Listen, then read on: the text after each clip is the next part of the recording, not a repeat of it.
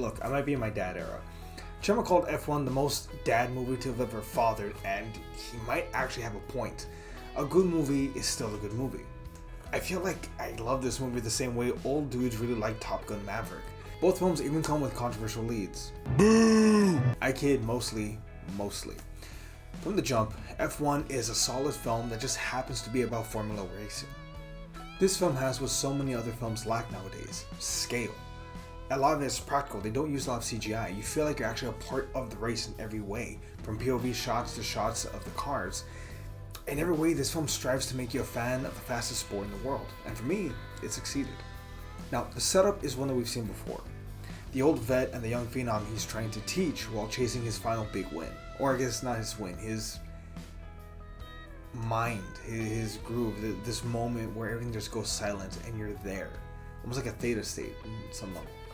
Now, who is Sonny and why is he my favorite original character maybe of the last year? He had promise, but an accident a couple years ago, along with a gambling and alcohol addiction, left him broken until, and I can only assume this, he picked himself up and pieced himself back together. Sonny is a man on the other side of a breakdown chasing his next win, or again, that state of mind. I suppose his next high, but I can't help but respect a character who, for the most part, doesn't care about his own ego and is willing to put his team first above if it means helping them win.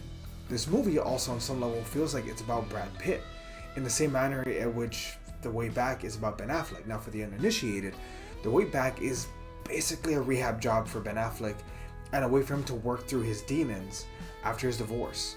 After all, the main character is an alcoholic whose life is in shambles. We did a review on The Way Back, a podcast review. Me and Fernie, if you want to go check it out, just shameless plug. Now, it's very easy to look up Brad Pitt and look up his very human mistakes. It's not an excuse, but an observation that maybe this is Brad trying to work through his demons, as he and Sonny do share a lot of similarities, although I might be giving him a little too much credit in this one. I'd be mistaken if I didn't mention the job that Das Idris, I hope I'm pronouncing that correctly, did as Joshua Pierce, a talented but raw racer who's basically a young Sonny.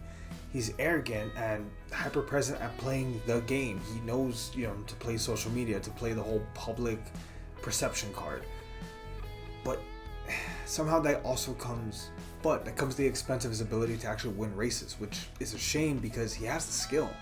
At first, he and Sonny jockey one another, and Josh is unwilling to listen to Sonny until Sonny's selfless actions come through and Josh begins to understand him more. Additionally, I love Javier Bardem, I hope I'm not adding pronunciation when I don't need to, as Ruben Cervantes. He's a businessman, but a believer first, which is very rare and maybe the most fictional thing about this film. He's a rare person for whom money is only secondary to his love of the sport. He is, in theory, everything Sonny could have been if he had stayed focused. Carrie Condon as Kate McKenna is also, I don't know if I'm worth playing this part, but the soul of the film. She's the person who can rein Sonny in. As the first pit chief in Formula 1 that happens to be a woman, it comes with unfair pressure for her to succeed. But she also continues to innovate in spite of everything she has to overcome. They don't have endless resources, so what they do have is innovation, ideas, and teamwork. Although, honestly, what threw me off at the very end was Josh succeeding the final race to Sonny so they can finally have his moment in the sun, in the spotlight. It's not even about the trophy or the fame. You see Sonny just handing it off to Javier Bardem. It's about the love of racing. It's how Josh shows his respect to the old timer. And it threw me off that everyone was so passionate about the celebration with Sonny, but that's when I kind of realized something, that this is not a one-man show. Much like the film itself, it is a team effort. It's a collaboration between everyone, from the car to the owner to the racer. This wasn't Sonny's victory, it was theirs. All this to say, I'm not trying to diminish all the great things I just said. I want to put one final thing out there. I can understand why F1 resonates with most older men, only 31. But the same reason why it's understandable something like Dead Reckoning or Top Gun 2, Two Top, Two Gun, or Skyfall holds up so well. It's a question of, can the lead overcome his age and triumph one more time? I think it's fair to say that most men do on some level measure themselves on what they can accomplish. Can you still do what you used to do in your youth? In a sense, we see ourselves in these characters, and can their experience overcome their aging or what obstacles they're facing now?